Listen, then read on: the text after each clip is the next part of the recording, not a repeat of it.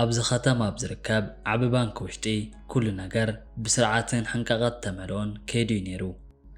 እቲ ቤትሮ ከይተረፈ ጽሩይን ምዕሩግን እዩ ነይሩ። እቶም ዓማዊሉ እውን በቲ ኽባር ዝኾነ ክዳውንቲ ማዕሪጎም ናብቲ ባንኪ ኣብ ምእታውን ምውፃእን እዮም ዘለዉ። ሃንደበት ግና ናይቲ ባንኪ ቤትሮ ይኽፈት እሞ ሓደ ሰብ ይኣቱ። ኣብዚ ሰዓት እውን ናይቲ ባንኪ ስቕታ ክስበር ገይርዎ እዩ። ናይ ኩሉ ሰብ ዓይኒ ድማ ናብዚ ሰብኣይ ይኸውን። እዚ ዝኣተወ ሰብ እውን ኣዝዩ ዝኣረገን ክዳውንቱ እውን በጅለግለግ ዝበለ እዩ ነይሩ። ኣብቲ ሓደ ኢዱ ሒዝዎ ዘሎ ብጫ ወረቐት እውን ብዙሕ ዓመት ዝገበረ ጽሑፍ እዩ ነይሩ። እዚ ሰብኣይ ሃሪስ ቻንድራ ተባሂሉ እዩ ዝፍለጥ። ናብዚ ስታንዳርዱ ዝሓለወ ባንኪ ብጌጋ ዝኣተወ ገይሮም ክሓስብዎ ጅምሩ። ኩሉ ሰብ እውን ነንባዕሉ ክሓምዮ ጅምር። እዚ ሰብ ናብዝታ ክገብር ይኣቱ። ለማኒ እዩ ዝኸውን ዝብሉ ናይ ንዕቐት ቃላት ብቐስታ ክስምዑ ጅምሩ። እዞም ሽማግለ ሰብኣይ ግና ነዚ ኩሉ ነገር ከም ዘይሰምዑ ብምምሳል ምርኩዞም ሒዞም ናብታ ሰራሕተኛ ይጽግዑ። ቀስ ብዝበለ ድምፂ እውን ዛጓለይ ክብሉ ይጽውዕዋ። ብምቕጻል ድማ ኣብ ኣካውንተይ ጸገም ኣጋጢሙለው ክብሉ ይዛረብዋ።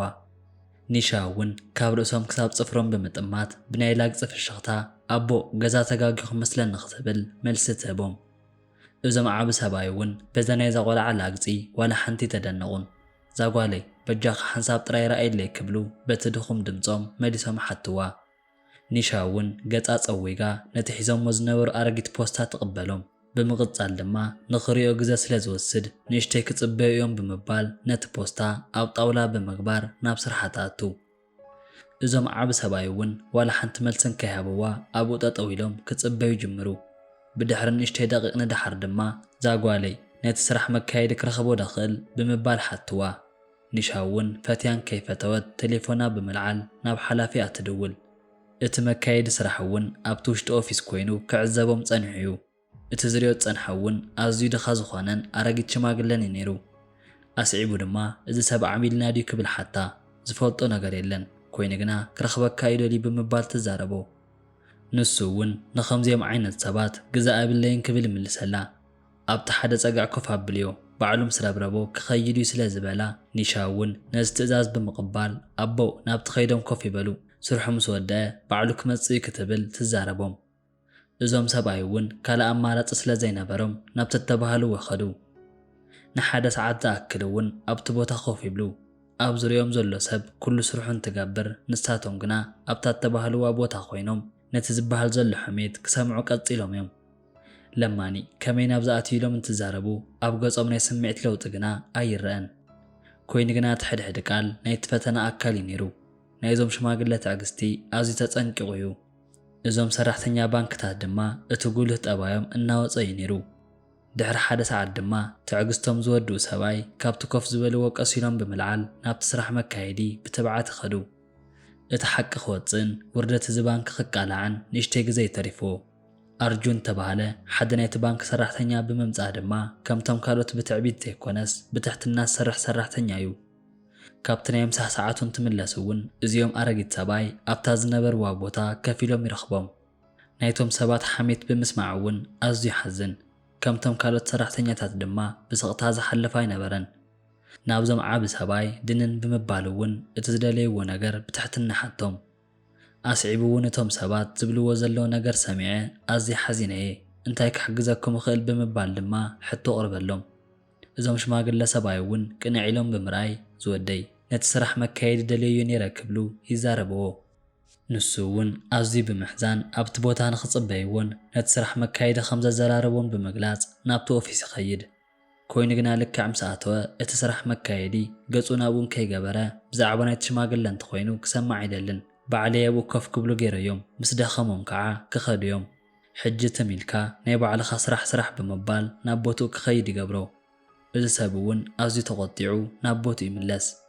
ኮይኑ ግና ሓደ ነገር ንምግባር ይወስን። ናብ ናይ ኒሻ ጣውላ ብምኻድ ነቲ ሽማግለ ሒዞምዎ ዝነበሩ ፖስታ ይልዕሎ። ኣብኡ እውን ናይ ኣካውንት ቁፅሪ ተጻሕፎ እዩ ነይሩ። ብናይ ባዕሉ ውሳነ ድማ ናብ ኮምፒተሩ ይኸይድ። ምናልባሽ ኣነ ክሕግዞም እኽእል ኢሉ ብምሕሳብ ድማ ነቲ ኣብኡ ዝነበረ ቁፅሪ ሰርች ክገብሮ ይጅምር። ኣብዚ ንዕቐት ተመልኦ ባንኪ ውሽጢ እውን ሓደ ናይ ልህወት ተስፋ ተረኺቡ እዩ። እዚ እውን ንእሽተይ ተስፋ ኣይኮነን። ኣርጁን ኣብቲ ኸፊትዎ ዘሎ ኮምፒተር ውሽጢ ዝርዮ ዘሎ ነገር ክኣምን ኣይከኣለን። ደጋጊሙ እውን ክሪኦ ፈቲኑ እዩ። ነቶም ቁጽርታት ጽቡቕ ገይሩ ዋላ እኳ እንተፈተሾም ጌጋ ዝበሃል ኣይነበሮን። ናይዞም ሽማግለ ኣካውንት እውን ስሩዕ ኣካውንት ኣይኮነን እኳ ደኣስ ናይዚ ባንኪ ዓንዲ ሕቖ እዩ ነይሩ። እዚኦም ኣረጊት ክዳን ገይሮም ምርኩስ ዝሓዙ ዓብ ሰባይ ናይ ዝገጅፍ ባንኪ 60 ካብ 100 ብጽሒት ዘለዎም ሰብ እዮም ነይሮም። ናይ ኣርጁን ልቢ ብስንባደ ልቡ ክትወቅዕ ትጅምር። ብቕልጡፍ እውን ናይቲ ፋይል ኮፒ ሒዙ ብጉያ ናብ ስራሕ መካየደ ኸይድ። ኣብቲ ሰዓት ድማ እዚ ሓላፊ ምስ ሓደ ዓሚል እናተፃወተ እዩ ነይሩ። ኣርጁን ነዚ ማዕጾ እንትኸፍቶ እውን ብንዕቐት ዓይኒ ክጥምቶ ይጅምር። ኣርጁን እውን ኢዱ እናንቀጥቀጠ ነቲ ፋይል ኣብ ጣውላ ይገብሮ። ዓምና በጃኹም ነዚ ፋይል ረኣይዎ ብዛዕባ ናይቲ ኣረጊት ሽማግለ እዩ ብምባል ይዛረቦ። ራግብ ግን ነቲ ሪፖርት እውን እንከይረኣየ ናብ ጎኒ ይገብሮ።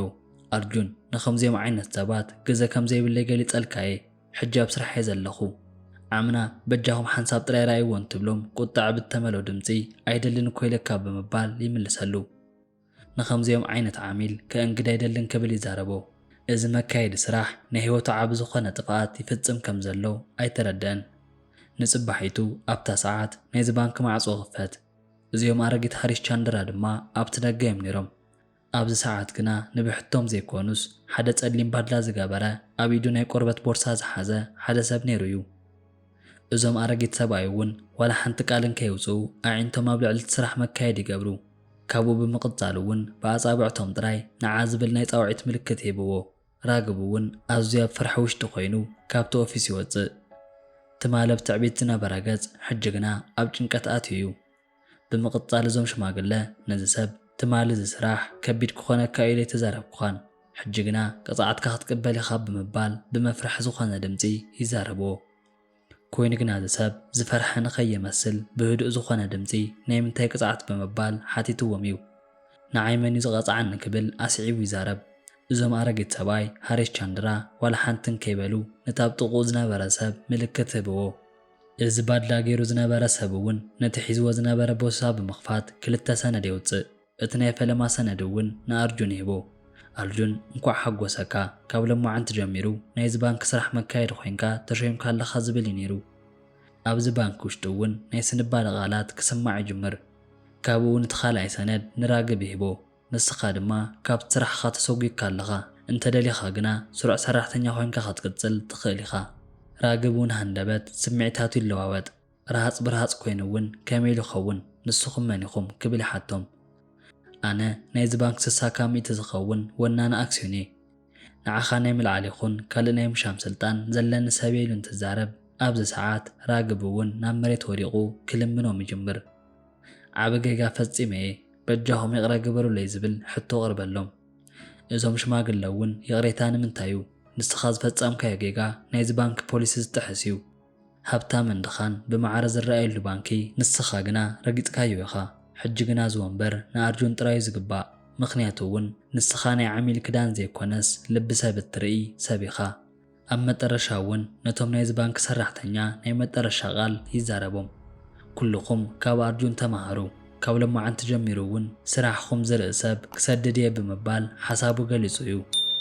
ኣብታ ሰዓት እውን ሚዛናዊ ፍትሒ ክወርድ ኪሉ እዩ። ሰብ ብኽዳኑ ዘይኮነስ ብልቡ ክልካዕ ከም ዘለዎ ብተግባር ዘረኣዩ ሽማግለ ኮይኖም እዮም። እሞዳ ንስኹም እውን ዘለኩም ርእቶ ኣብ ናይ ኮመንት ቦታ ግደፉለይ እናበልኩ ላይክን ሸርን ብምባል ድማ ናብ ኩሉን ክባጻሕ ደገፍኩም ኣይፈልየኒ ክብል ፈቱ።